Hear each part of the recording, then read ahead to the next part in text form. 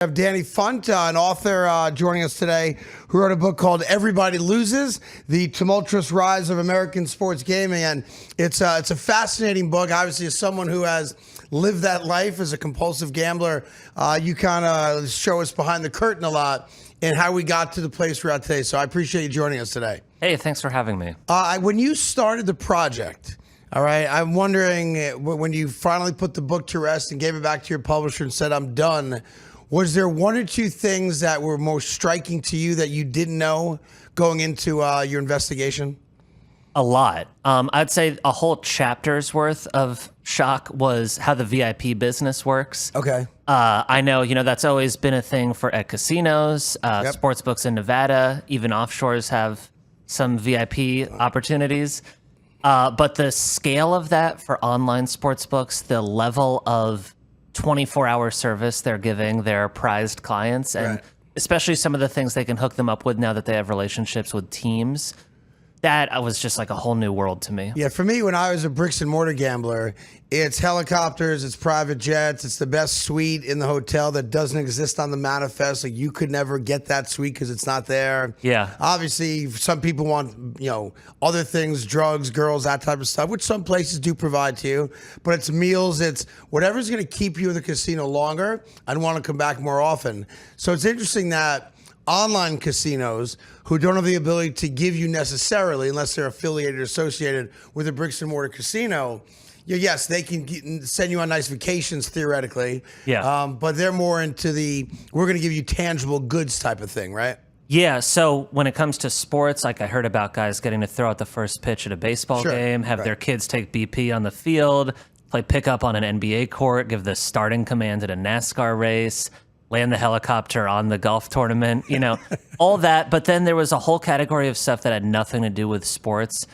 And it's just about this idea that they want you to think of them as your friend, the VIP host, and someone who'll text you day and night, go to dinner with you, play golf with you, whatever. So one story that stands out to me was a VIP host at FanDuel told me about.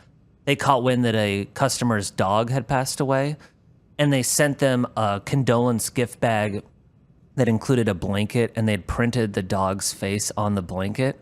And the idea was like, know that, if you ever thought about dialing back your betting, you're going to lose all these perks, but you're also going to lose this thoughtful friend who sent you this great gift when your dog died. Yeah, it's real. Like, there are people, for me, who are casino hosts, and there's two in particular, who are friends of mine to this day. I remember one of them, I was up a considerable amount of money at Hollywood Hard Rock, which I had most of my biggest successes, $1 million plus wins. And I remember one night I was up a couple $1 million, and then I started very slowly giving it back. And he actually came down to the blackjack room where I was playing privately. And he said, why don't you take a break? Like, it's okay for you to take some of our money. And no one had ever done that before. And I did. I took a break and went and had dinner. I went right back to gambling after dinner because I wanted to get my money back, right? But it's few and far between. But there are two guys, one of whom is now the president of a hotel in Atlantic City, who I talk to somewhat frequently. And the other one just was a casino host who just wanted the best for me, was a good guy. They're not all good guys, obviously, but those people do exist. Yeah, no, I got a really good, positive impression of the VIP hosts I talked to. A lot of them just described it's a tricky dynamic, even if you have good intentions. You're kind of egging on customers with all these perks, and you don't want to say, hey, go bet this, but that's sort of the unspoken premise of why you're doing it in the first place. If someone's showing red flags that maybe they have a problem, it can be very tricky for someone in their 20s or early 30s to intervene and have those conversations. It's a tough conversation, but you're right. There are times when if I flew to Vegas privately, if I lost all the money I had, they would then give me the credit for the flight. In cash in the casino, knowing full well that I was going right back to the tables. But that's a common refrain amongst high-level gamblers like I was for a period of about 2 years. Let's go back to the start of it. Yep. Look, I'm obviously very close with Chris Christie. He is in or should be, if he's not already, in the Gambling Hall of Fame. I think he is, actually, because without his work in New Jersey, I'm not sure if we have the proliferation where it's at today, because he was really spearheaded it for the state of New Jersey, and all these other states kind of followed in suit. But I'm more interested in the leagues, because the NFL, quite famously, spent tens of millions of dollars on lobbyists against legalized gambling. They did not want this. They talked about the integrity of the sport, how it'll kill the competitive balance, and all those things that come along with that. And then all of a sudden, one night, it flipped from we're going to spend tens of millions of dollars fighting the legalization, and now we're going to get in bed with all the companies because of the dollar amounts that we can put into our pockets. Walk me through the genesis of that.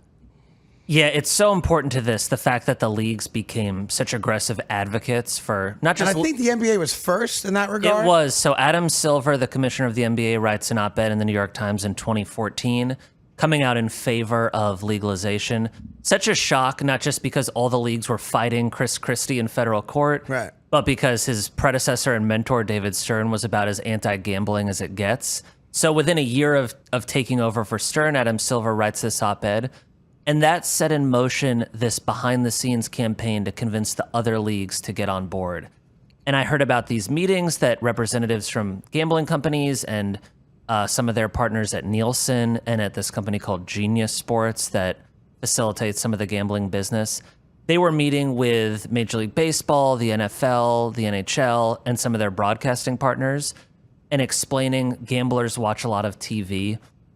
And as you're thinking about the value of your TV rights, these, multi-billion-dollar deals that are the backbone of that business, right, gambling could reverse some trends they were seeing of people canceling cable subscriptions, the audience getting older, young people not wanting to sit through a game. They showed that gamblers watch like twice as many games. They watch till the ends of blowouts.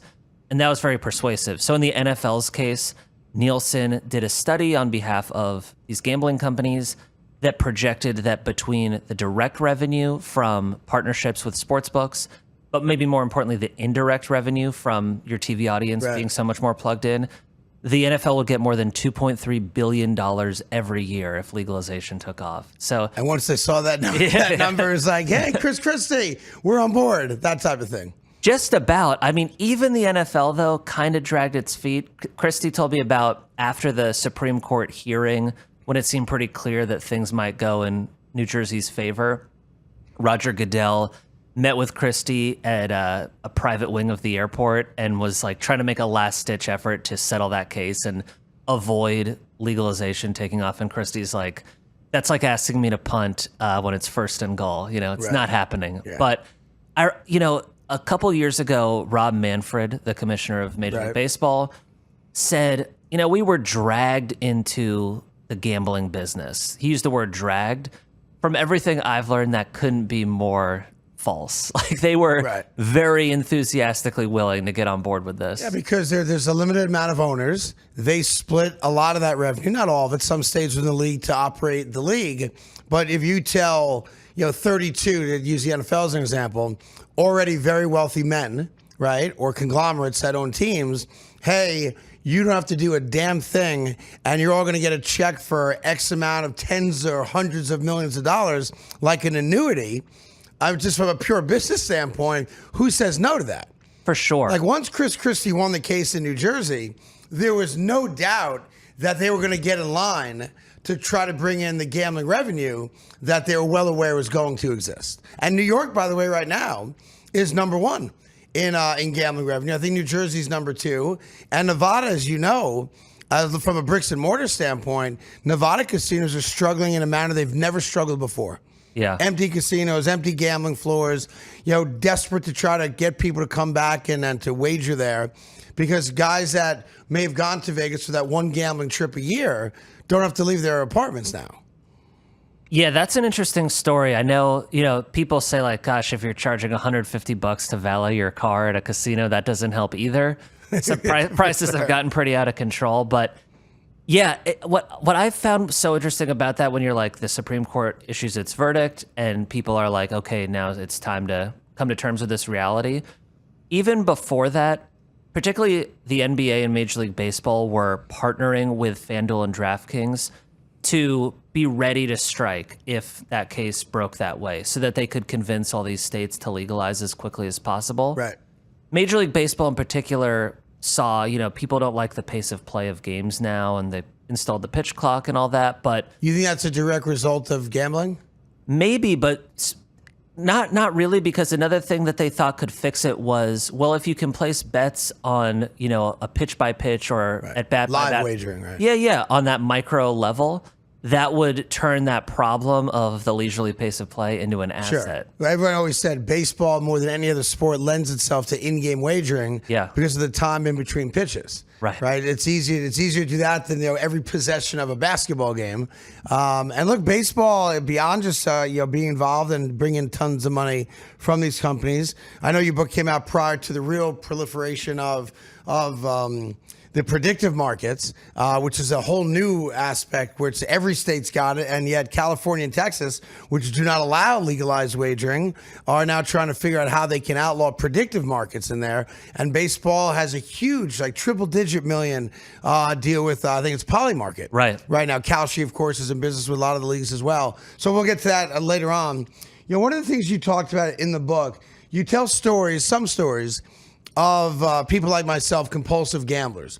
And I wondered, through all the people you talked to that lived the life that I've lived, what your takeaway was from those people who are willing to talk to you on the record about the silly things they did, the money they lost, the money they wagered, and what their relationship was like with legalized gambling on a sports, not casino gambling, on sports wagering.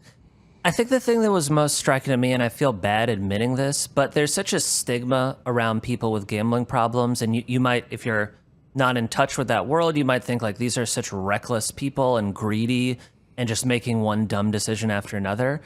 And I think the thing that shocked and kind of scared me was how ordinary a lot of them are. Yes. Just average guys. One was a elementary school teacher, just a very mild-mannered dude, loves sports. A lot of the ways he started betting are so relatable to me and my friends. Nothing crazy. Right. But he hit one big win, and that was his curse. And always the big win. Yeah. And then he spends every minute of every day trying to get that feeling back. It's why I do this show, and it's why I do the Hello, My Name is Craig on the radio here in New York City, because I've been trying for 5 years now, since I got out of prison and got back on the radio and on TV, to try to humanize the addict. It is a school teacher, a cop, a librarian, a construction worker. There's nothing special about the people. It's that we all have this one thing in common, which is once we started down a path, we didn't know we were going to have problems. Right. We exhibit the same kind of behavior when it comes to recklessness and irrational thought processing around our gambling. So did you feel bad for those guys at all? Oh, yeah. I felt bad for them because I could just only begin to imagine the stress and the shame that might come with that. Yeah. This guy in particular, and there were a lot of people I talked to who were in recovery, but one thing I found shocking about that is, he's working from home a lot because it's the pandemic, so he's doing virtual teaching. And when he finally came clean or got caught and had to own up to all the money he'd lost, his wife had no idea that he was betting that much. She knew he wagered, though. Yeah, I think maybe in the past, but definitely not at the level or the dollar figures he was in for. And that idea that this is an invisible addiction, and that the person closest to you could be totally oblivious to it, that's something unique about gambling. Probably. Well, yeah, it's interesting. I've never met a compulsive gambler, myself included, that didn't become a world-class liar. We all, every one of us, and that's the shame associated with it when you do get caught or when the jig is up. That you also have to admit that you're just an absolute bad person because you lied to the people that are closest to you.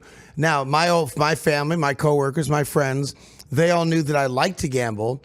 Nobody had any idea the levels I was gambling, how often I gambled, the amounts I was gambling, because I was able to hide that. And that's what we do, which is why it's such a lonely addiction, why the suicide rate for gambling addicts is almost double that of alcoholics and drug addicts. And like you said, there's no drug test for it. There's no urine test for it. If I lined 15 guys up against the wall, you and I both could probably figure out who's drunk. Right. We could probably figure out who's stoned or on drugs, but we would have no idea which guy's got his mortgage on a game that's happening right now, which is why I try to humanize the addict and the addiction. Because one of my biggest complaints, and this is like a crusade of mine, maybe nobody else's, but when you talked about the stigma, an alcoholic is just an alcoholic. A drug addict is referred to as a drug addict, but I'm a degenerate. Yeah. And it's the only addiction that's got that adjective put in front of it, where gambling addicts have to be degenerates. I'm a degenerate gambler. And I don't know why, it's maybe because I am one, that I hate that term, because I have an addiction. I'm not proud of it. I didn't want it, but no one held a gun to my head either. It made me do the silly things I did, which is why I wonder if you have empathy for the gamblers you've met and spoken to, or if you kind of view them as just, reckless people who knew better and just made dumb decision after dumb decision. No, not at all. I mean, in part because I was saying the way they start is so similar to how so many of us start. Hey, I'm seeing this everywhere. I watch a lot of sports. I could make money off that. The other thing I gotta say is I think there are some things the industry does that are borderline predatory and that take advantage of people who might be showing signs of a problem. So to give you an example, we were talking about the VIP perks. Right. I spoke with so many companies about those programs, and they all said, if people are betting at that level, we make sure they can afford it. Like we check their income or some proof. They do. Yeah. Okay, but I was speaking with one guy who was in for 6 figures over a year, and he was saying, I was hooked on the gambling, but I was also hooked on this VIP status, and I resisted getting help because I didn't want to lose all those perks that I could take my wife out to dinner, I could go to games. It was really cool. And I was thinking about those promises I'd heard about checking, the people can afford this. Right. So I said, what were you doing for a living when you lost 6 figures betting on sports? And he said, I was a server at the Cheesecake Factory making $65,000 a year. And obviously no one confirmed that. And I asked the company and they said, yeah, we didn't check that. So that I think is dicey. Yeah, it's a slippery slope. Like I know FanDuel has a bunch of tools. I know they spend millions of dollars a year. I'm their ambassador for responsible gaming, as you know. So I know that they do put their money where their mouth is. But I also know that, if I was one of their customers, and obviously I'm not because I don't gamble anymore, I would have done everything in my power to convince them to allow me to continue to gamble. I did it with brick and mortar casinos. So I understand also the plight therein where it's not illegal. If I have access to funds and I want to deposit them, why wouldn't you let me deposit them? I'm an adult, right? I'm not breaking the law in theory, right? Yeah. And as long as I can show you access to how I earn the money, they're in a weird spot because it's counter intuitive to the business model. Now, I give FanDuel credit because they do employ people like me to try to spread the word, and they probably have a staff of 25 people that work solely on responsible gaming, and they try to, when the bells and whistles go off that this might be a problem gambler, I've seen it in action. I can't speak for other operators. I would hope that they all do it. I know they all don't, but the hope is that they all would kind of follow the lead that FanDuel set up. One of the things you wrote in the book that I found really interesting, because it's kind of like a spy novel, are these alleged secretive meetings between gambling operators, people involved in the gambling business, and the leagues themselves. And I wonder if you could elaborate a little bit on the genesis of those meetings, how they took place, where they took place, and the ultimate results of them. Yeah, I like that description of a spy novel. Yeah. That's kind of what I'm going for. It's just a sign of the times of how quickly things have changed, that less than a decade ago, back when people like Bud Selig, Rob Manfred's predecessor at Major League Baseball, were saying things like gambling is an evil and the deadliest possible thing that could happen to our sport if it were expanded outside Nevada. Under those, in that atmosphere, they were so nervous about being seen meeting with representatives of the gambling business that either it would be very hush-hush when they'd have them at their offices, or the NFL would insist on having those meetings at cafes along Park Avenue. Like, they wouldn't even let them into the building, the NFL's office, because it just, the and optics. who is involved? Is it Roger Goodell sitting down having a cup of coffee, or is it like some of his people? It's high-level people, yeah, not the commissioners. And Disney also, by the way, was similar to the NFL of saying, you're not coming to Disney's offices.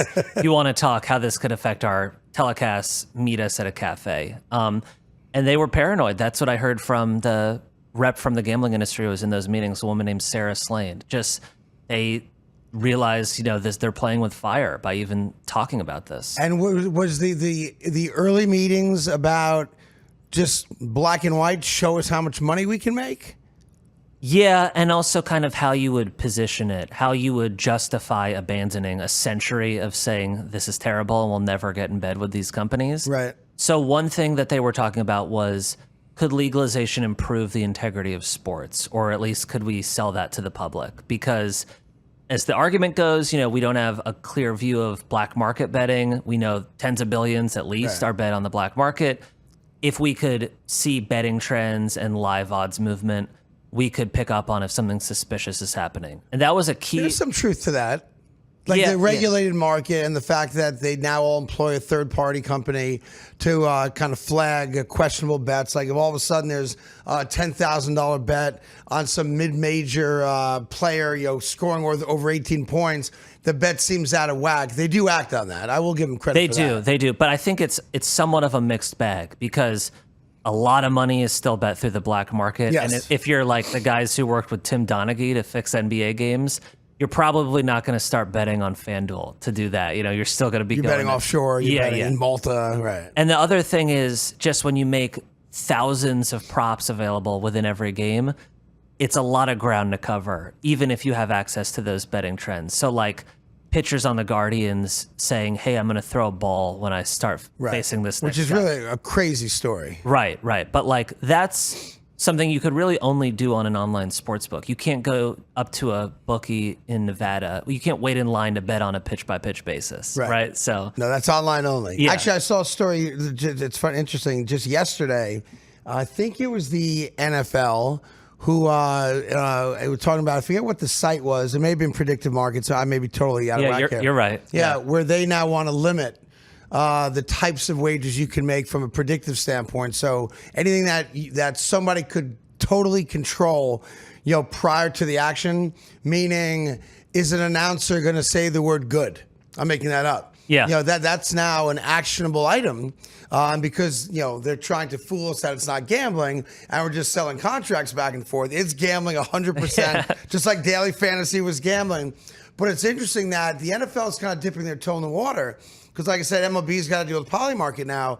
The NFL is going to have $1 billion deal with predictive markets by the end of this calendar year. And they're just trying to get ahead of it by saying, we're going to do it, but we want to make sure that we're limiting the types of quote unquote contracts the public can wager on because they're easy to fix. And there'd be no real way of knowing that it was fixed because in the contract world, the house gets paid regardless of who wins. Yep. The house is not against the gambler, which is why it's also so dangerous. Right. They also said don't take trades, bets, whatever, right. on like, will the first pass in a game be incomplete, or will a receiver catch his first target? Stuff that it'd be very easy if you wanted to, hey, I'm going to airmail the first throw and make sure someone gets paid. And then stop there for a sec, because what's interesting is that a lot of us have always said that back in the day, it might be easy to get to a player. That the players controls the outcome of plays and scores and this and that. Quarterbacks more than anyone in football. But the notion was always, these guys just make too much money today to do it.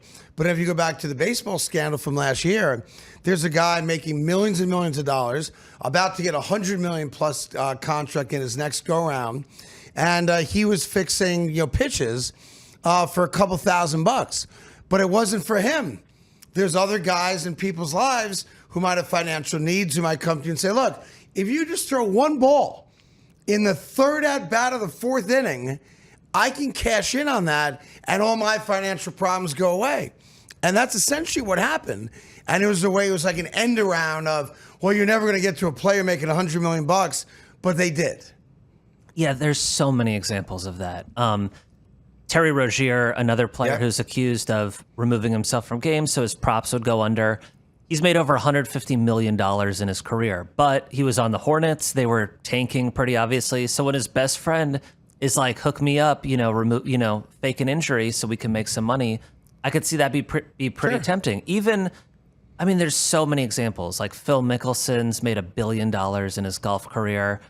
He came clean a couple years ago that he's struggled with a gambling problem. He was forced to come clean, Right, with Billy Walters. Yeah. But Billy says Phil's lost, more than $100 million gambling over his career. So I don't think making a lot of money makes this any less tempting. No, because once you go down the road, that's why it's called an addiction.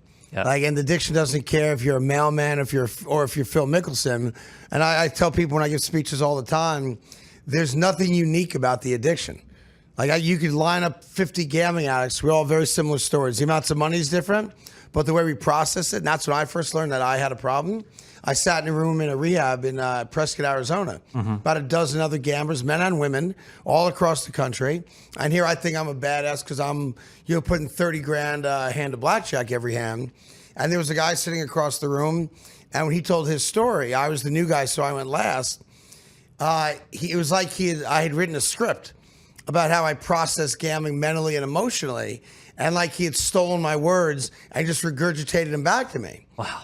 And that was the first moment where the light bulb went off when I was like, if this guy processed and his addiction were $1 scratch-offs, all right?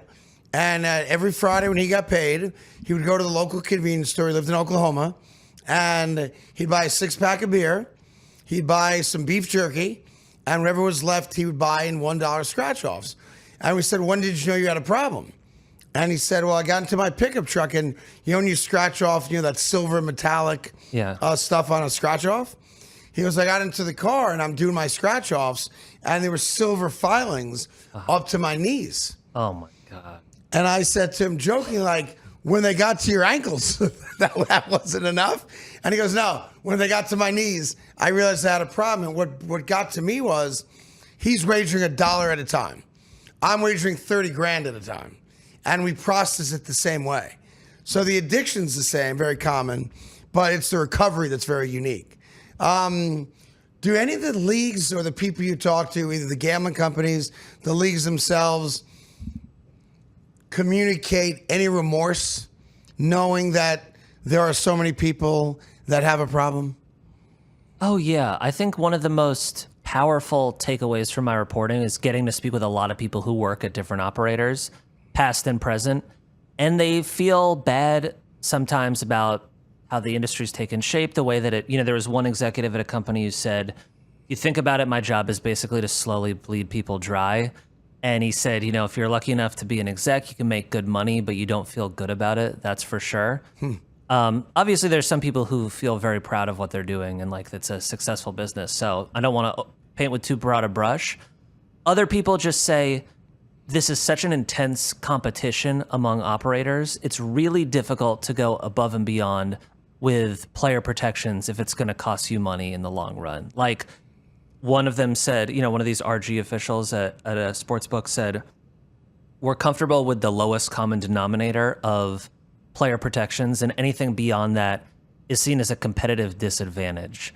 So hearing that, it just sounds like they're saying this idea that companies can self-police only goes so far, and you might need stiffer regulations to actually look out for customers' well-being. Well, it only goes as far as they're willing to go. Like, theoretically, they could all do it, right? And they could do it at a very strict level, but not every company wants to do that, and that just comes down to the morality of the company, right? Yeah, and then if they're not all on board with that, then you're putting the ones who want to do good in a difficult spot, as opposed to just saying, these are the rules, play by them, and then you don't have to trust that they'll do the moral thing. Sure. Were there any surprises for you? Like going in, you had one mindset perhaps, and I'm not sure how much you knew about the world of gambling prior to I've been doing covering it for a few years, so Okay. I knew a fair amount. I got to know some people who've been doing this their whole lives, whether on both sides of the counter, so that helped. I think understanding how tough a business it is was surprising. Like, you think the house always wins. If you just turn the lights on and run any sort of gambling company competently, you're going to make money. That hasn't been the case in the U.S. Well, Trump disproved that. Yeah, for sure. But I mean, people think, gosh, if you're just at all competent, this is a slam dunk business. Something like 60 operators flooded the marketplace across the country initially. A lot of them are treading water or going under. And is the biggest problem for them the cost of acquisition of a customer? That it's very expensive to get licensed state by state. Right. And also, when you're doing this online, it's kind of a commodity product. Like, yeah, you might like the interface, you might like the promotions of one or the other, but ultimately you're getting the same prices. It's the same bets. So if you download one or two, you don't need 10 other apps on your phone. And that's why in a place like Colorado, they licensed like 24 operators, and more than half of them have left the state just because they can't compete with the top 2 or 3. Colorado's also an interesting state. I think after football, ping pong is the most wagered on sport. And like I've wagered on some stupid stuff, but I don't get why Colorado loves ping pong so much. Well, they legalized during the pandemic, and that's all they had. And is that right? People got a taste for it, and they still do it. Yeah, it's like we're wagering on European table tennis now. Yeah. Like I once wagered on a Tijuana dog race, and I honestly don't know if the dogs existed, but it was 3:00 in the morning, and that's what this offshore casino had for me. Yeah. I'll never forget. So I was wagering on a website called Black Diamond Casino. No longer exists, but another one popped up in its place, and it was based out of Malta. And they had agents, street agents in Las Vegas, right? And I was clearly their biggest customer. And you were allowed, even though it was a black market site, because it went through some other kind of shell company, I could make my deposits with my American Express card, all right? And one day there's a knock on my door, and there's a 65-inch television set at my door. And my wife's like, did you order another television set? Because at the time I had to deal with Samsung. So I had like 30 TVs, right? And this wasn't a Samsung. And I'm like, no, I didn't order a TV and it's not Samsung, which I had to deal with at the time. And she goes, well, who sent it to you?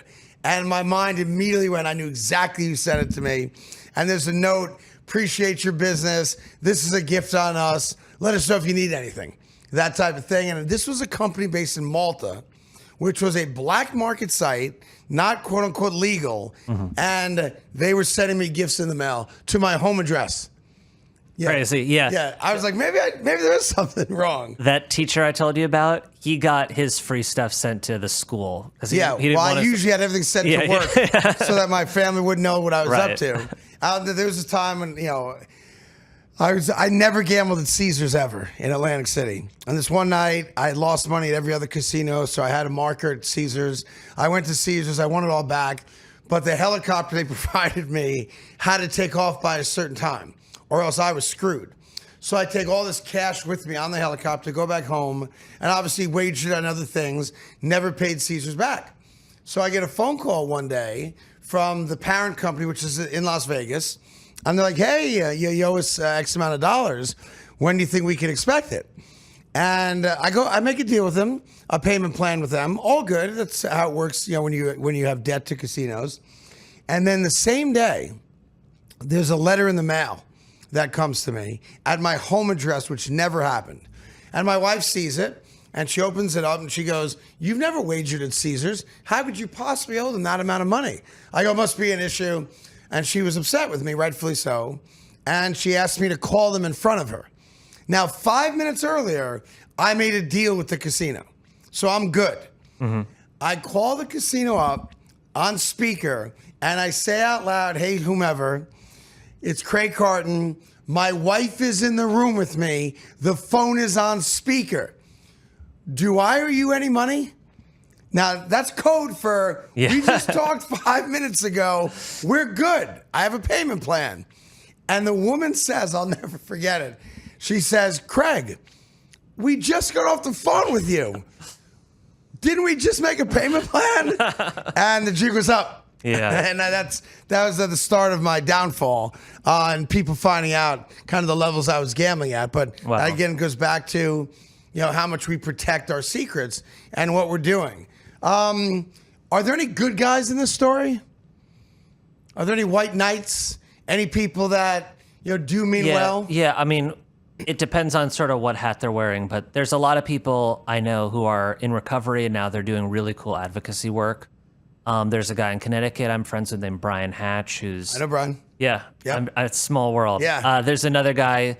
Been on his podcast a few times. Yeah, he's been on mine. There's another guy named Rob Minnick who... He's an up-and-coming. He's a younger kid. Yeah. He and I spoke at Right Choice Recovery last week. Yeah, I think he's really impressive. There's so many... I don't want to... Dan Trillaro, who, of course, is about 18 years into recovery now, And the way I got to tag along when he did one of his talks at a college sports program he's great in West Virginia. He's so compelling, but also so honest about... what's at stake here. Yeah, he's an interesting story because it was the 9/11 disasters that really set him down a bad path of gambling. He's my right-hand man on almost everything I do in the world of recovery and responsible gaming. But I'm glad you got to see his speech at a college campus. That's all he does these days, and he's brilliant at it. Yeah, I have a lot of respect for him. And then There are a lot of people in the industry who I appreciated their candor of just saying, here's how the business works, make of it what you will. Or they're saying, I'm trying to do the right thing. Sometimes there's just internal pressures that make that difficult. But I don't think everyone who works at a sportsbook is trying to take advantage of customers. I think there's certain dynamics and kind of big picture stuff that can maybe be corrected or improved. But yeah, I met a lot of people who are like, we would love if this was a simpler, safer business. Do you think there's an end point in this where it all goes away, like the government gets involved on a federal level? Or do you think there's just so much money, especially tax revenue, that the 40 states now that have legalized it have, where you can't put the genie back in the box? Looking at other countries, which I think kind of foreshadow where the U.S. might be heading, is they've had online sports betting for longer. And by the way, I think it's really unfortunate that a lot of states were totally oblivious to, and that happens a lot in the U.S., but why couldn't we have learned from the UK or Germany or Australia or places that are a little farther down this road? They've often said things are out of hand. You can't trust the industry to self-police past a point. We need to have essentially a wave of re-regulation, tighten the guardrails. What it'll take for that in the US could be pretty unfortunate. There's a guy studying betting trends at the University of New Mexico, and he gave 3 hypotheticals of what might be that turning point. He said you could have a rise of suicides, especially among young people with gambling problems, and that in other countries has made people say, gosh, we got to do something. Yeah, and sadly, the fastest growing rate of gamblers in this country are 18 to 22-year-olds. Right. And they're immature by the nature of their age, so yeah. The other was there's so many scary stories of death threats toward athletes from enraged gamblers. If someone ever tried to kill someone because they cost them money, that could shock. Like an inflection point or something? Yeah. And the third was a major match-fixing scandal, way beyond whatever we've seen now. Like the Super Bowl. Yeah, and or a superstar who's caught up betting. And he was like, I'm rooting for that one because it doesn't involve people dying, which I think is pretty valid. But they're all tough to sit with. So maybe that's what it would take. Because as you said, there's a lot of tax money at stake. There's a very powerful industry pushing more. So I don't know what it'll take to kind of. I think it's the last one. I think if a Super Bowl was fixed, something at that level, then I think the outcry would be A, unimaginable, and B, would I think probably force action.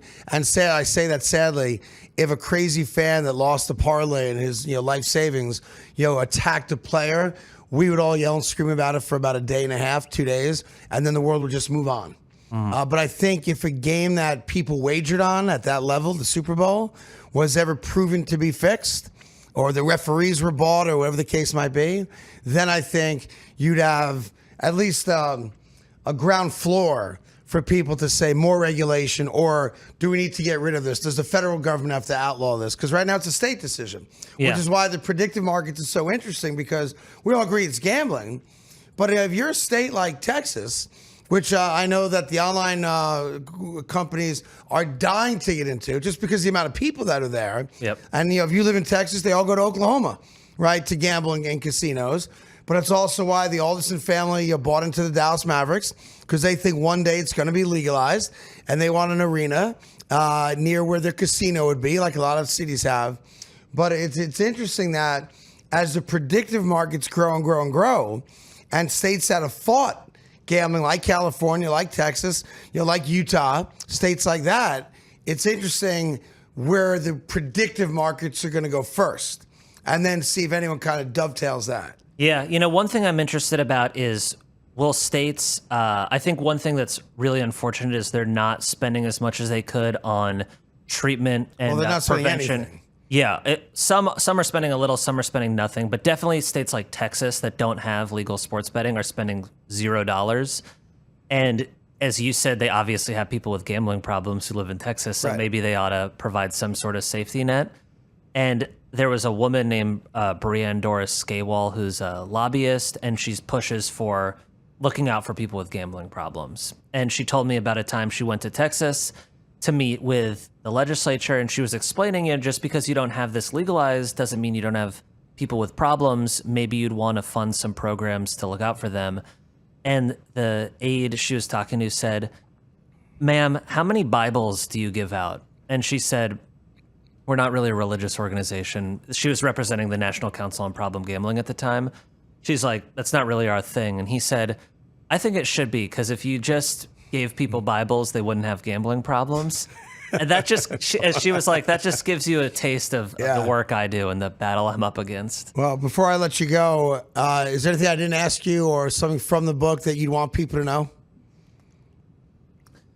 Yeah, I think, hopefully it sounds like your audience is pretty tuned in on the ins and outs of betting, but I learned a lot about how difficult it is to win, and how if you are winning, they'll cut you down, and how a lot of people don't appreciate the odds of, parlay odds give the house like a 6 times greater edge. It's the worst bet the public straight can make. bets. Yeah. Or if you're betting live props, you're at a pretty big disadvantage too.